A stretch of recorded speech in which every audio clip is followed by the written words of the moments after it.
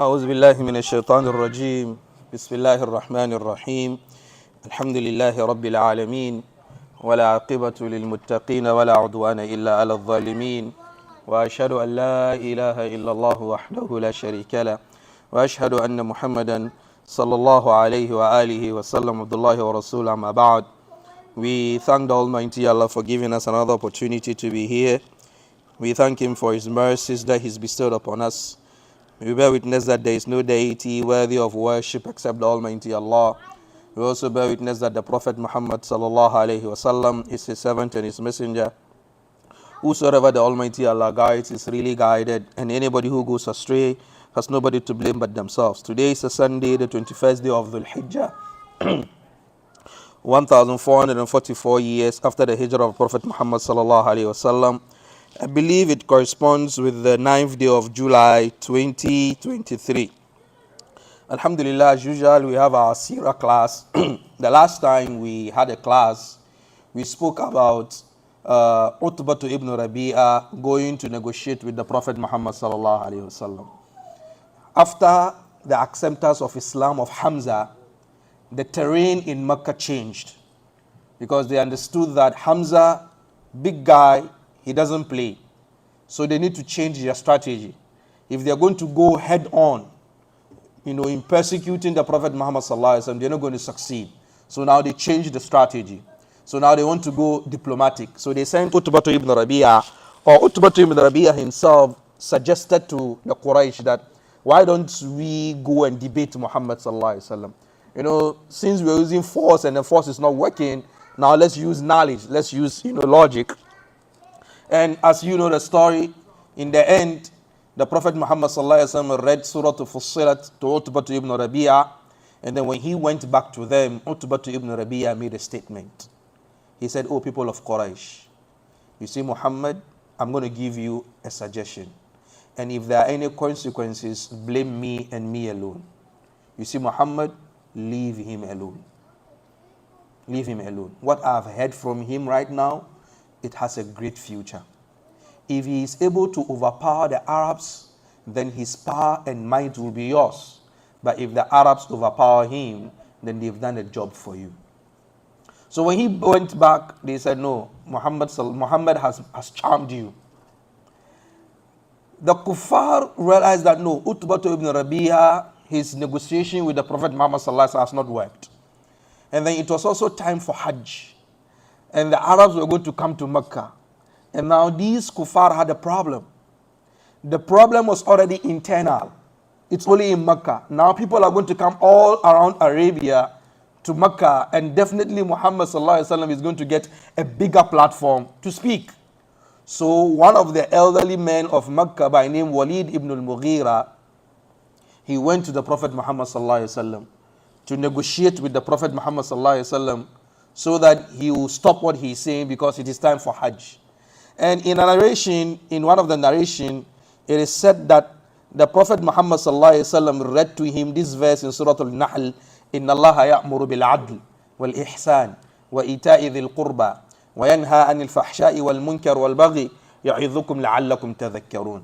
That the Almighty Allah is ordering us to do justice and then to be good, and then we give to people who are close to us.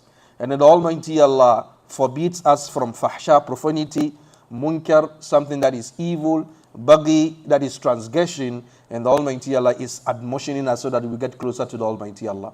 So when the Prophet Muhammad sallallahu alaihi wasallam read this verse to him, he was very quiet. And then he said some things.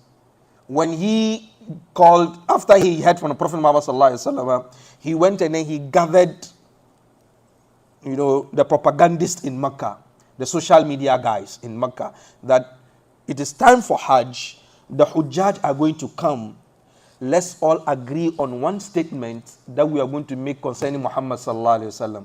Because if I say this, and then you say that, and he says this, the people who are coming from outside Mecca will realize that no, we are not being truthful. So let's have a meeting and let's have one strategy. The strategy now is to say Islam is the religion of terrorism. That's the strategy. So almost all news outlets is what Islam is a religion of terrorism. If a brown man shoots or goes into any shooting spree, a suspected terrorist. But if a white person shoots, they say he's a lone man, he's a gunman, and then he is mentally ill. He doesn't have any affiliation with anybody. But if someone with beard does some shooting, oh, there is a suspect that he's being sponsored from overseas, and then the language, changes. Yesterday, I went to Kensington, and I saw something I've never seen before in my life. And as I was reading, later I was going through, all drug epidemics, in the history of America. And I remember when the epidemic hit the black community, it was termed criminal. But then when drug epidemic hit the white community, it was called a sickness. So this propaganda didn't start today. Trying to label people and make them look bad because they don't belong to us. But if it is us, then we must have some different labeling for it. May Almighty Allah safeguard us. So this strategy of finding a statement to call the Prophet Muhammad sallallahu alaihi wasallam or labeling Muslims as fundamentalists or terrorists or conservatives or people who are not, open-minded, it didn't start today. So Walid ibn Mughira gathered them. And then he told them, this is what I want. Okay, they said, okay, uncle, what do you say? You say something that we're going to use. And then he told them, no, I want to listen to your views first. And then they said, let's say Muhammad is a liar. He said, no, you guys know he's not a liar. Don't you forget, in this same room, we all agreed unanimously that he is as-sadiqul ameen, the truthful and then the most trustworthy person. So if we say today he's a liar, then what happened to our statement yesterday? It means yesterday we were liars. So take away that he is a liar. Another person said, let's say Muhammad is a mad person. He said, no, you know that he is not mad. You know very well. He has one of the sharpest minds and brains that we have in Mecca. It's okay. Let's say he's a poet, reading poetry. He said, no, it's not poetry. And then he said something about the Quran. He said, Inna lahu lahalawa. He said the Quran is very sweet. When the Arabs say halawa or hulu, they mean something that is sweet. Wa inna alayhi la talawa. He said the Quran has a fragrance. It has a charm. Wa innahu la muthmirun a'lahu. He said the top of the Quran is very productive. Wa inna asfalahu la mughdiq. He said the roots of the Quran is very nourished. وَإِنَّهُ لَيَعْلُو وَلَا يُعْلَى. The Quran is always going to be triumphant and nothing is going to triumph over the Quran. وَإِنَّهُ لَيَحْطِمُ مَا تَحْتَهُ. And the Quran is always going to trample upon anything that is underneath it. This is the testimony of a kafir in Mecca of the Quran. And you've read history and historians, non-Muslim historians have made wonderful remarks about the Quran. But then, the fact that non-Muslims have made wonderful remarks about the Quran and the Sunnah and Islam or the Prophet Muhammad sallallahu alaihi wasallam doesn't mean that that is our number one evidence that the non-Muslims are saying good things about us. No. There are other non-Muslims who are saying bad things about us. So where is the evidence in here? Our iman with the Quran is that it's from the Almighty Allah. Irrespective of what a non-Muslim will say, irrespective of what any academician will say, irrespective of what any other person will say, our iman is with the Almighty Allah in the Quran, in the belief of that. I remember when we were growing up, you look into the moon and then you look up and then you see some designs, and sometimes we say, oh, there's an old woman pounding yam in the moon and all stuff like that. Then later, we began to hear that some people are saying they see their shuyukh in the moon. They see their shuyukh. Yes, they see, the sheikh has appeared in the moon. It becomes a whole issue. In another village, there was a crack on a wall. The plastering, was peeling off. and then it's peeled into a shape of a human being, and some people said it is their sheikh who has appeared on the wall. And sometimes some Muslims, they say you open the tomato, you cut the tomato open, you see Allah written in the middle of the tomato. It's a sign, and then that is what, if that is what increases your iman, please, I'm sorry, you need to check your iman. You need to check your iman, because that is not a stimulant for iman. So for us Muslims, if you have non-Muslims say good things about the Quran. Example, George Bernard Shaw. Google George Bernard Shaw. He was an Irish, journalist. He spoke something. He said, if Muhammad was alive in the 19th century, he will have solved all the problems of the world whilst only drinking coffee. That's what he said. George Bernard Shaw. He said the only success for Europe is for them to accept Islam. And for him, he sees the future of Europe as a Muslim continent. This is what George Bernard Shaw said. So there is one who is even current now, I think, something Considine, Professor Dr. something Considine. You follow him on Twitter. He's not a Muslim, but he writes beautiful things about Islam. But then again, we must be careful about non-Muslims who say these beautiful things about Islam constantly. Sometimes they use that as a groundwork to infuse some wrong things concerning Islam. For example, Muhammad is a feminist. Muhammad sallallahu alaihi wasallam, because he was championing the rights of women, he liberated women, he gave women this and that. So Muhammad is a feminist. This is very dangerous. Nana Khadija was a feminist. Very dangerous. These kinds of statements. So for us, fine. They can say whatever they want to say, good or bad about Islam, but then our belief is not in what they say, and our hope is not in what they say. Our hope is in the message of the Quran. When this man said these beautiful things about the Quran, Abu Jahl, when he heard it, he was very furious. He came to him. He said, Ya Am, I've heard you say some things about Muhammad and the Quran. This is very dangerous for us.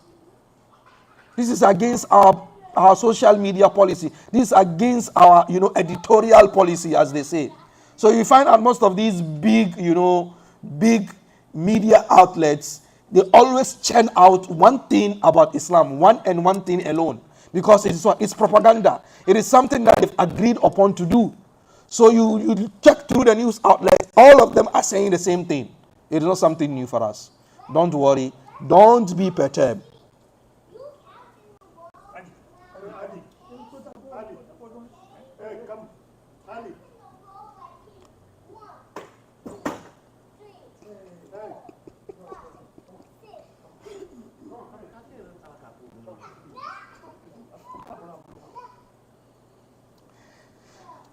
So Abu Jahl, when he heard what, Walid ibn al-Mughira said, and Walid ibn al-Mughira, for us to know, is the father of Khalid ibn al-Walid. The famous Khalid ibn al-Walid, this is his father. And then this is what the man said. And Abu Jahl went to him, he said, Ya Am, inna qawmaka yarawna an yajma'u laka malan. He said, the Meccan community want to, gather some money for you. He said, Qala lima. He said, why? So that they will give you the money. فَإِنَّكَ أَتَيْتَ مُحَمَّدًا لِتُعْرِضَ عَمَّا قِبَلَ. You want to Muhammad to say something, so we want to give you this money, so that you overturn what you've said concerning Muhammad sallallahu alaihi wasallam. And then he told him, قَدْ عَلِمَتْ قُرَيْشٌ عَنِّي مِنْ أَكْثَرِهَا مَالًا. He said, you know very well that I'm one of the wealthiest men in Quraish. And then he said, okay, fine, since you don't need the money, then we need you to make a statement that you don't support Muhammad. Because this statement that you've made, you've destroyed everything that we're building over all these years. And then you hate Muhammad, and then you hate what he said. And then what he's saying is just poetry, and then there's nothing good in it. And then he told him, فَوَاللَّهِ مَا فِيكُمْ رَجُلٌ أَعْلَمُ بِالْأَشْعَارِ مِنِّي. He said, guys, listen, there is none of you who knows poetry more than me. وَلَا أَعْلَمْ بِرَجَزٍ وَلَا بِقَصِيدَةٍ مِنِّي. And none of you know all, the literature, the linguistic, artistic of literature. I know it more than you. وَلَا بِأَشْعَارِ الْجِنِّ. Not even the poetry of the jinns. You don't know it more than me. وَاللَّهِ مَا يُشْبِهُ الَّذِي يَقُولُ شَيْئًا مِنْ هَذَا. He said, these things that you are saying, that Muhammad is a poet, Muhammad is a liar, you yourselves know that all you are saying is a lie. You all know that. And then he said, okay, fine. Say something bad about Muhammad. You're killing our work. You're destroying us. He said, okay, fine, I'll think about it. And then I'll tell you what I think. He said, Muhammad is a magician. Because this statement that he has brought are literally, genres do not move with it. Our literary devices doesn't move with it. His language, no. This is magic. And Almighty Allah revealed the verse that we all know.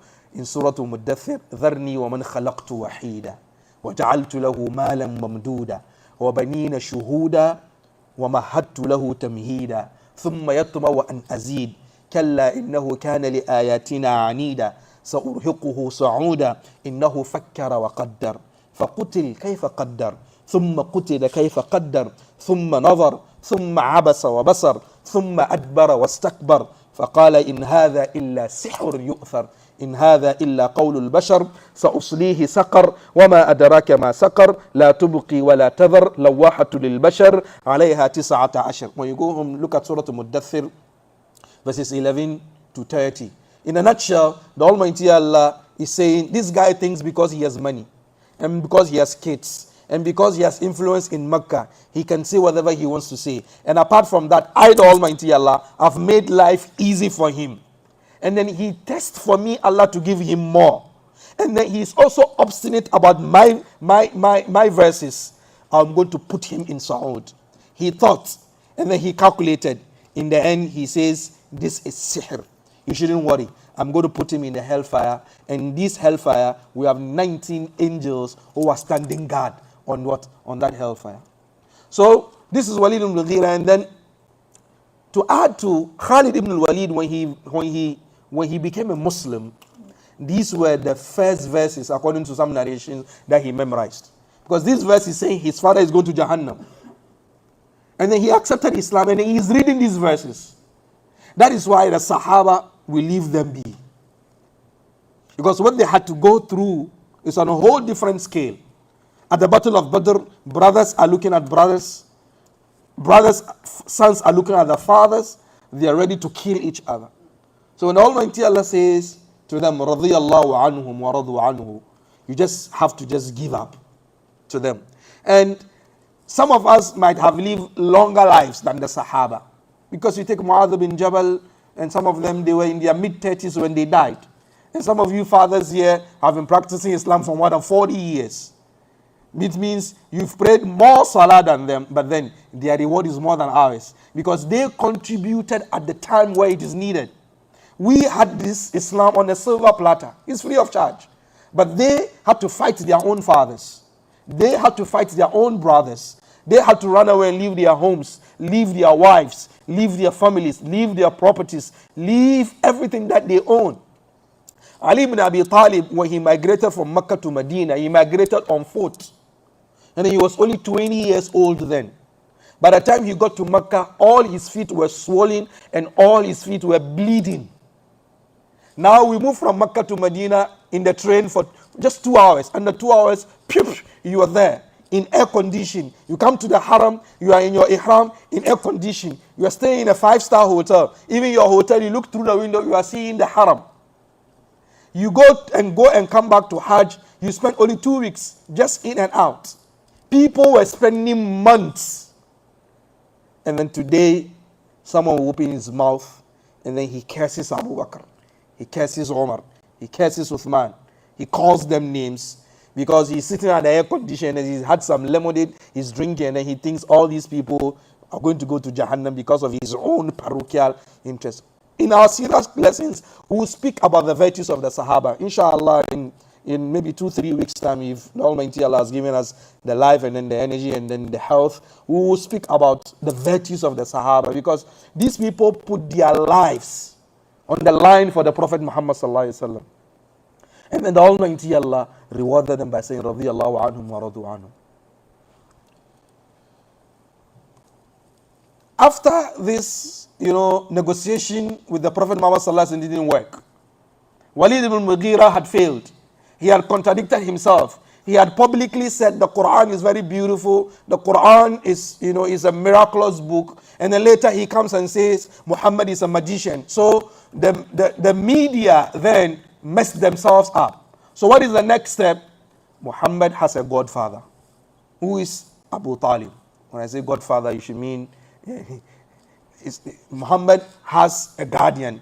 Sometimes these words, godfather, godmother, it's not a word that we should be using as Muslims because it's a little bit, problematic. So Muhammad sallallahu alaihi wasallam has a guardian. And who is that guardian? Abu Talib. And understand one thing. For us du'at, you need to have some level of independence. Because if people can get to you through people who you have respect for, I don't mean this in a negative term. That doesn't mean that you shouldn't have people who you have respect for. It means that you should be able to have people who have, some level of, supervision, or you have respect for them, that you'll be careful in doing some things. I'm not saying you're going to do da'wah because of people, but then you should have some people who are next to you, elderly people, or senior scholars, or colleagues, who, when they are next to you, you'll be able to benefit from their wisdom and from their knowledge and from their companionship. Sometimes you might be more knowledgeable than the person, but because of the age of the person and because of the experience of the person, when you are next to the person, you're able to what? To pick some life experiences, and even that will even enhance. So the Prophet Muhammad sallallahu alaihi wasallam had Abu Talib with him, and Abu Talib was his uncle. And historically, we are told that Abu Talib and the father of the Prophet Muhammad sallallahu alaihi wasallam, who is Abdullah, are from the same father and same mother. So we remember that when Abdul Muttalib was going to die, he gave the Prophet Muhammad sallallahu alaihi wasallam to Abu Talib, and Abu Talib to take care of the Prophet Muhammad sallallahu alaihi wasallam. So the Prophet Muhammad sallallahu alaihi wasallam grew up in the house of what? Of Abu Talib. So he had that respect for him. He was like his father, because he was like an 8-year-old boy when he went into the house of Abu Talib. So he became literally his father. He took care of him. He trained him. So he had that respect for him. And I always say this, as young people that we are coming up, it's very, very, very important you have a father figure in your life. It's very, very important. You have someone that when you see their face, you put your head down out of respect.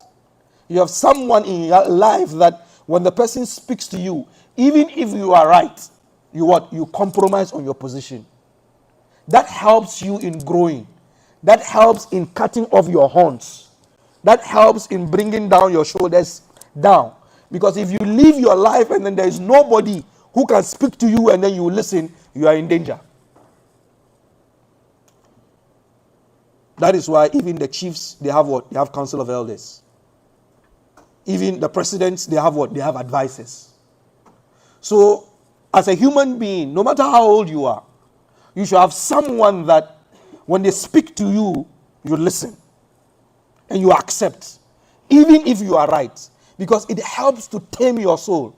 Because if you don't have anybody in this life that when they speak to you, you listen, or you have this attitude that I can say anything I want, I can do whatever I want, you are in danger. And especially for us students of knowledge, you should have someone that even though you might even teach the person, you sit the person down and then you teach the person the deen. If the person says, I want to have a word with you, I've heard this A, B, C, D, you say, yes, I accept. And then you move out. Wallahi, it helps you to grow spiritually. It helps you to grow even physically. It helps you to grow mentally and psychologically. But if you don't have anybody like that, the moment you get up to speak, people say, we are not going to listen to this guy. Because he looks at us as if we are his kids. And then he speaks to us anyhow. So the Prophet Muhammad sallallahu alaihi wasallam had Abu Talib like that, and he was his guide. So they knew very well that if you go to Abu Talib, and then we speak to Abu Talib already is not a Muslim. He is on our deen. So when we speak to Abu Talib concerning Muhammad sallallahu alaihi wasallam, when Abu Talib speaks to him to tell him that stop this, he will listen. They knew that. So Ibn Ishaq and Jazakallah khairan. Ibn Ishaq narrates this, that they came to Abu Talib, and they brought a whole delegation. They went with Utbatu and Shayba ibn Rabi'ah. And Utbatu ibn Rabi'ah, he was the guy that we spoke about him last time, who went to debate the Prophet Muhammad sallallahu alaihi wasallam, and he lost. So he was amongst the delegation. And then they put in the Abu Sufyan. And Abu Sufyan is the father of Muawiyah. He is also the father of Ramla, one of the wives of the Prophet Muhammad sallallahu alaihi wasallam later. This time the Prophet has not married her. So this is what? Her father. So a potential in-law of the Prophet Muhammad sallallahu alaihi wasallam. And then they put in As ibn Hisham and Aswad ibn al-Muttalib, and then Abu Jahl was part of the delegation that went to what? To meet. And then Walid ibn Mughira, the last person we spoke about, these were the delegation, top hierarchy men in Mecca, to go and meet Abu Talib. So when they met Abu Talib, he said, Abu Talib, Inna ibna akhika kad sabba alihatana.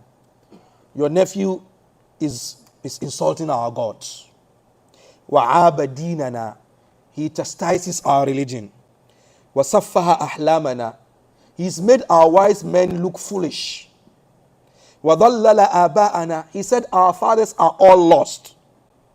فَإِمَّا أَن تَكُفَّهُ عَنَّا وَإِمَّا أَن تُخَلِّي بَيْنَنَا وَبَيْنَا. We are giving you two options. Either you stop him, or the protection you are giving him, you move aside, and then we deal with him one-on-one. That is what they told Abu Talib. Abu Talib, you know you are his father, and you are one of the respectable men in Mecca. So please advise your son. You should stop what he is saying. If you don't stop him, if you can't stop him, okay, leave us, we'll deal with him. You are on the same religion as we are. So why is this boy misbehaving in Mecca? We were all here when his father married his mother. We were all at his naming ceremony. We were there. But now today he's grown horns, he's causing problems. Nobody can stop him. Abu Talib said, okay, no problem. I've listened to you guys. I'm going to speak to my son, and then, I'll revert back to you guys. It's okay, thank you very much. Abu Talib didn't call the Prophet Muhammad sallallahu alaihi wasallam. And they realized that the Prophet Muhammad sallallahu alaihi wasallam has continued what he was saying. So they went back to Abu Talib. They said, Abu Talib, you see, the last time we came to you, we came in peace. Because we realized that you are an old man, and then you have position amongst us. But then we gave you the opportunity to stop your son from saying what he's saying. But then we are going to give you one last warning. If he doesn't stop insulting our gods, he doesn't stop berating our fathers, if he doesn't stop making our elderly ones look foolish, and then you cannot stop him, we will put you with him in the same basket and deal with you. That is the threat. After they left, Abu Talib called the Prophet Muhammad sallallahu alaihi wasallam. Even though this is a famous hadith, but it's a weak hadith. The one I'm going to narrate to us now is the famous one, but it's very weak. The narration goes like this. When Abu Talib called the Prophet Muhammad sallallahu alaihi wasallam, and he told him, the people have brought your complaints, I need you to slow down. The Prophet Muhammad sallallahu alaihi wasallam said, لو وضعوا الشمس في يميني والقمر على يساري. If they were to put the sun on my right hand and put the moon on my left hand, so that I stop this thing, I will never stop it until I die, or the Almighty Allah gives this, religion power. This hadith, that is very famous, is weak. It's a weak hadith. Hadith al-Mu'dal. It has two gaps in the chain of narration, but it's very famous. So you have a lot of hadith that are famous, but then they are very weak. But then Abu Talib called the Prophet Muhammad sallallahu alaihi wasallam, and then he spoke to him concerning what the Quraish have come to speak to him about. But the Prophet Muhammad sallallahu alaihi wasallam told him, Ya Am, This is a message from the Almighty Allah.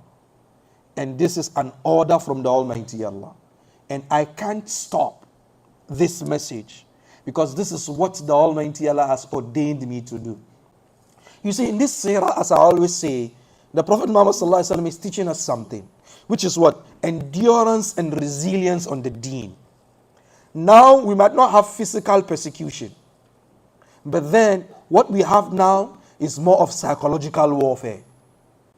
Where the hadith of the Prophet Muhammad ﷺ, where he said, it will get to a time that if you hold onto the deen, it's like you're holding onto a coal of fire. If you hold it, it is burning you. When you throw it away, you've thrown away what? A treasure. And these are the times that we are in now, where staying steadfast on the deen is problematic. You get profiled easily. People call you names.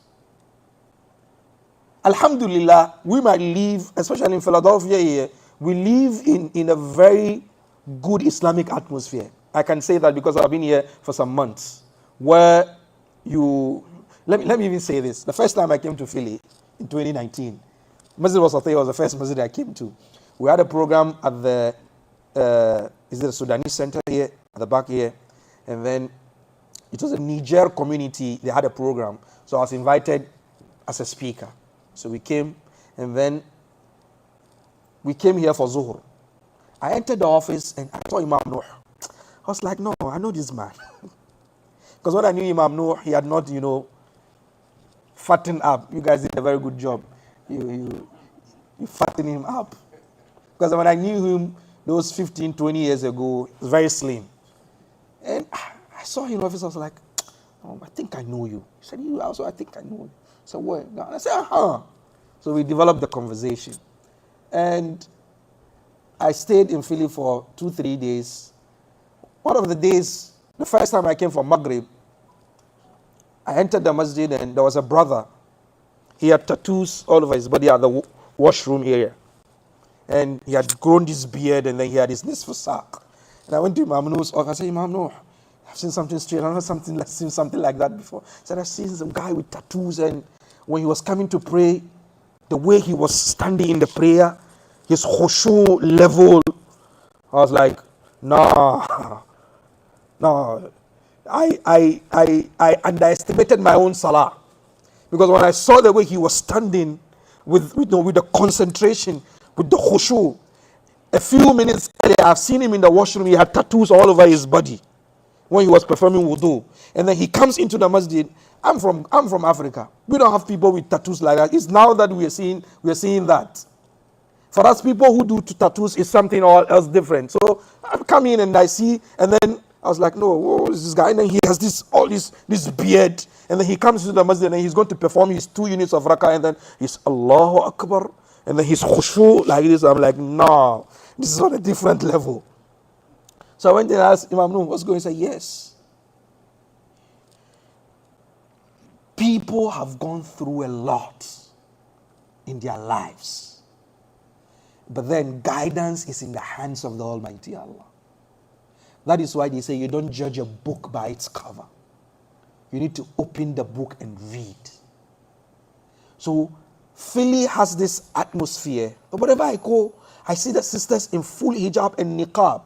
In my travels around America, I don't see that much. But I see that predominantly in Philly. Wherever you go, you see the men in their jilbab, their thobes, and then their kufis, and then their beards. It's like, so you have this atmosphere. Growing your beard and then wearing your trousers up above the ankle is not an issue here in Philly. You go to some parts of the country, you come out with your beard, even within Muslim communities, they're like, yo, where's this guy from? So standing firm on the deen, even in some Muslim communities, you are seen as a fundamentalist. You are seen as an extremist. When you say, no, we are going to do this according to the Sunnah, hey, you are causing Third World War, even within Muslims. It has become a problem across the world. And if anybody says, no, we are not going to do this, this is what our deen teaches us, the same Muslims will brand you as something else. And they call you names. And this is a problem. Don't worry. The Prophet Muhammad taught us endurance and resilience, that even when his life is being threatened, so long as this is what the Almighty Allah demands from me, I'm going to do it. And as a Muslim, I always say this: do not be perturbed because of what people will say about you, so long as you're on the deen, so long as you're on the sunnah, so long as you're not harming anybody. People will call you names, people will do whatever they want to do. But then so long as you know you are on the right path, so long as you know you are following the sunnah of the Prophet Muhammad sallallahu alaihi wasallam, don't be worried about them. But I say this: when people criticize you, look at the criticism. Is it true what they're saying? Use it as a building block to climb up. But if what they're saying is just criticism to pull you down, put it somewhere. You might use it later. Do not shy away from people's criticism. And do not be furious. And do not be mad because people are criticizing you. No. Listen. Listen carefully. Because not everybody who criticizes you is an enemy or a hater. Sometimes people criticize and say they are haters. No. And sometimes because we've been listening to all these kinds of musicians, for them, anybody who criticizes them is a hater. And then this has crept down into us that if anybody criticizes you, then he's a hater. No, not everybody who criticizes you is a hater. If someone criticizes you, listen to the criticism, because you are a human being. And what they say might be true. So stand firm on the deen. Practice your deen according to your abilities and capabilities. You see me, this is how I dress anywhere I go in the world. Anywhere I go in the world. I bet you've not seen me in a shirt before. And pants. Because when I appear, you see me as who I am. I quite remember I was traveling from DC to Detroit. And then it was time for Maghrib. And then it was boarding time. So I looked for a place to pray, and then there was no space. So I found one corner near the waiting area. I prayed my Maghrib and I prayed my Isha. And then, the flight attendant started calling. We are not getting to board, so we are boarding, veterans and stuff like that. Nobody was boarding the flight. It's like, no, we called on you to board. Nobody was boarding the flight. It's like, and then one brother said, I'm going to board. If you're going to die, we're going to die. I said, I'm going to die, I'm going to die. And they started boarding the flights, entering. Normally, I always wait. I'm always the last person to board flight. Anytime I'm traveling, I'm trying to just be the last person, because I don't want to go and sit and then now waiting for people to come in and come in and come in. So always the last person. So last person entering the flight in my jalbab, my African, cap, coming in, and everybody was staring at me. Staring at me. It's like, why are these people looking at me like that? They've never seen, a brother like that. And then my mind clicked. Okay, the salah that I prayed, these guys thought this guy is just going to blow us up. So that's why the guy said, if we're going to die, we're going to die. And they were not willing to board the flight. I was like, you people, you don't know how life is very sweet. I'm just going to kill myself because of you guys. No way. So just have your identity as a Muslim. Wear it on your chest. I always say this, especially the young ones, wear your identity on your chest wherever you go. Nobody's going to sack you. Nobody's going to push you aside. Because even these non-Muslims, when they know that you are a Muslim firm, they respect you more. Muhammad, he doesn't play with his deen, man. Muhammad, when it's time for his prayer, he's going to pray, man. Muhammad, he doesn't care. Muhammad doesn't take this. So they respect you. But then if you turn yourself into, a diluted Muslim, you drink with them, you club with them, you play with them, you joke with them, you do all the nonsense stuff with them, the moment you want to be firm on the deen, they say, oh, shut up, man. Where would you in the clubs? Where would you playing and gambling? You're not going to tell us this. Your dawah is not even going to be effective. But then when you let them know that this is who I am, this is my policy, this is my deen, this is my religion, these are red lines you cannot cross, wallahi, you find your life beautiful, and Almighty Allah is going to safeguard you. So the Prophet Muhammad, when he made his point clear with Abu Talib, his uncle told him, go and say whatever you want to say. Go and do whatever you want to do. So long as I'm alive, nobody dares touch you. That is the support that Abu Talib gave to the Prophet Muhammad sallallahu alaihi wasallam. That go say whatever you want to say. Go do whatever you want to do. That they can't do anything to you. If they do anything to you, then I'm dead in the grave. But so long as I'm alive, I'm going to protect you. I'm going to give you that shade. I'm going to give you that shield. I'm going to serve as that armor to protect you. I'm going to be that vest, that bulletproof vest. And certainly Abu Talib was that bulletproof vest for the Prophet Muhammad sallallahu alaihi wasallam. It means that someone might not believe in what you are selling, but the person might work with you to sell those stuff. When I say sell, you understand what I mean. Some people might not necessarily believe in you or what you're doing, but then they are willing to see you succeed. That is why not everybody who doesn't agree with you on a point or an ideology is necessarily your enemy. No, take that out of your mind. And the Prophet Muhammad sallallahu alaihi wasallam used this, this help he's getting from Abu Talib efficiently. It's very, very important in our da'wah that we have people like that. That is why it's very, very important as du'at, people who call to the Almighty Allah, that we have a team. And the team, some of the people might not be people who are knowledgeable, but then they know how to cross the T's and dot their I's. Let's understand that. Because for example, I always use the Masjid as an example. That we come here and then we sit here, but there are some people who are old enough to be our fathers who place these tables for us to sit here. It's a fact. There are some people who take care of the washroom. They make sure the washroom supplies are always there, intact. There are some people who take care of the garbage. They make sure that the garbage is always out. There are some people who take care of the maintenance of the whole building. When we close and after Isha, we are all rushing to go home. There are some people who make sure the lights are off, the air conditioners are off, the whole place is locked and then secured. So it means that dawah is not a one-man show or a one-man job. It's a collective responsibility. So it's very, very important we understand that, and that every person in the chain is very important.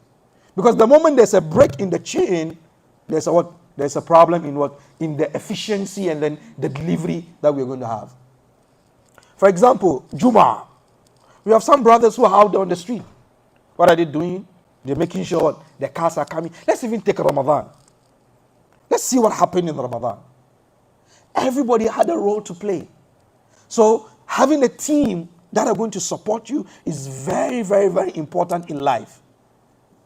You should always try to have the home court advantage, as you say in basketball, right? Home court advantage. Try to have a home court advantage, because you might get to a level where you need people to push you up. You cannot do it alone. Understand that. You cannot do it alone. You will need to have people who think like you, who eat like you, who breathe like you, to give you that home court advantage and push you up. Because you get to a level whereby all your energy is gone. And there are people who are next to you who say, no, carry on. You can do it. You must have those kind of people in life. Not only in dawah. In your day-to-day activity, you must have people that you know that when the going gets tough, these people are there and they're going to support me. That is why you must always have a smiling face with people. It's very, very important. Because there are some people who are willing to come closer to help, but the moment you turn your face into the cloud as if it's going to rain, they can't come closer to you. They won't. And they won't support it. They won't support you. But then, if you make yourself approachable, you make yourself open and respectful, wallahi, people will help you in ways that you've never thought of. In your financial situations, in your emotional situations, in every aspect of life.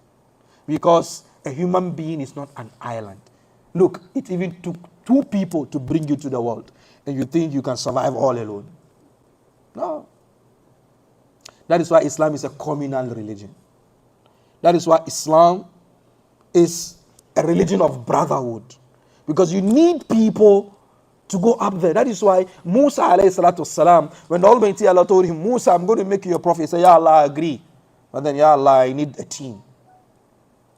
He said, Harun, my brother, I want him to be my team member. Read and yusaddiquni. When I go there and they say I'm lying, Harun will support me. So that is why being all alone, I can do it. And you know, they did a very smart work on us, where they brought this idea of independence, this idea of, individualism. You find people, they live, they die, and then they will their monies to dogs. Whereas human beings are alive, they need the money. Yesterday, I don't know if this is true. Will Almighty Allah safeguard us. There's one country in South America here. A mayor of a major city got married to a crocodile. Yes. It's on social media. The whole world, you couldn't find a wife. He is getting married to a crocodile. And it is not just it was a video. It's like, yes. That is why we are having challenges now. People feel that they can live alone, they can do it on their own. And especially this problem, women are facing it a lot. This idea of female empowerment, I am a strong, independent, empowered woman.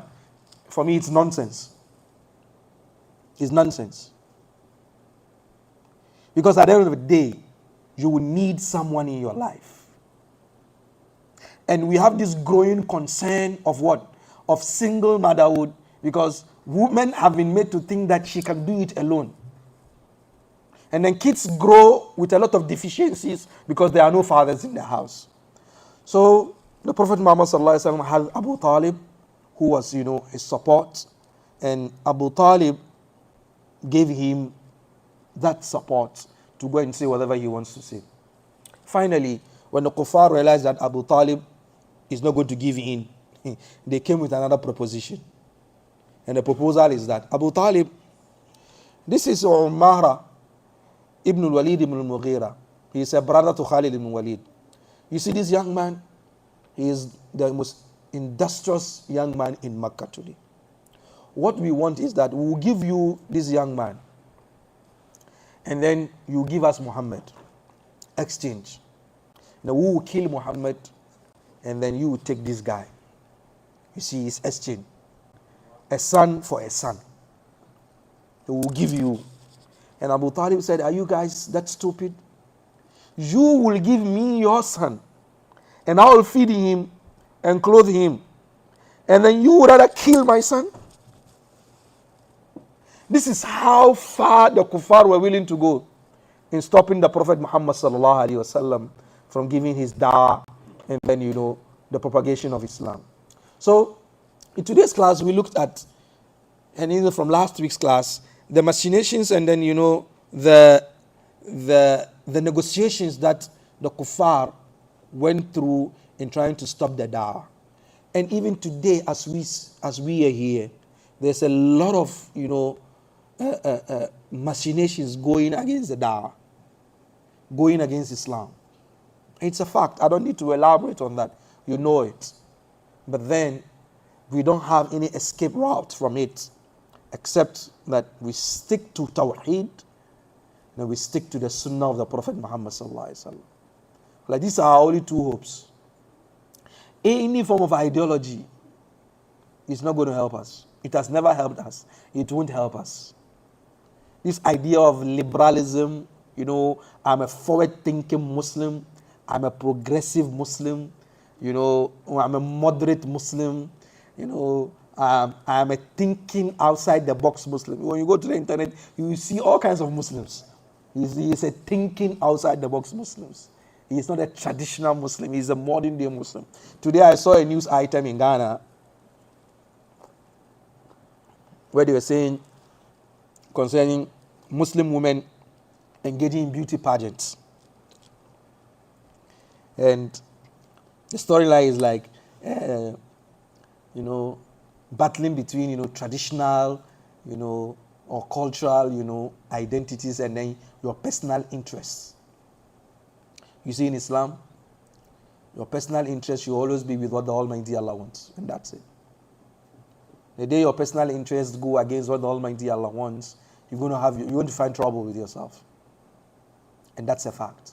And that has been the challenge that the modern day Muslim is facing, especially we, the younger ones that are coming up. For the older ones, you've seen a lot of things. You've seen life before internet, you've seen life after internet. But Generation Z, we call them Gen Z, right?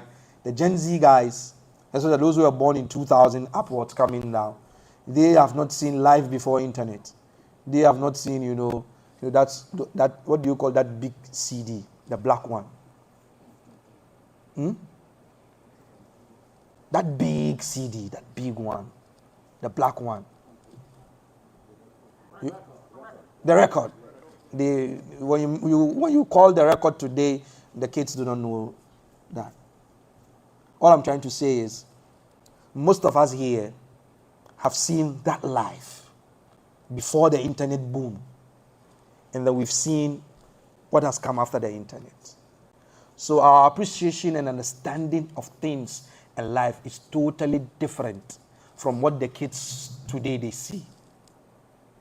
They cannot live without their phones and the internet. No. So when you talk to them about life before then, they think you are an alien. So they are faced with a lot of challenges in identifying themselves and knowing who they are. And it is upon us to help them, to guide them. Because without that guidance, it's going to be very tough for them. And alhamdulillah, it's going to be better. وآخر دعوانا الحمد لله رب العالمين والسلام عليكم. Yes, you can stop this and then we take our question and answers. My father has to use his lens. Don't worry, I'll get to this.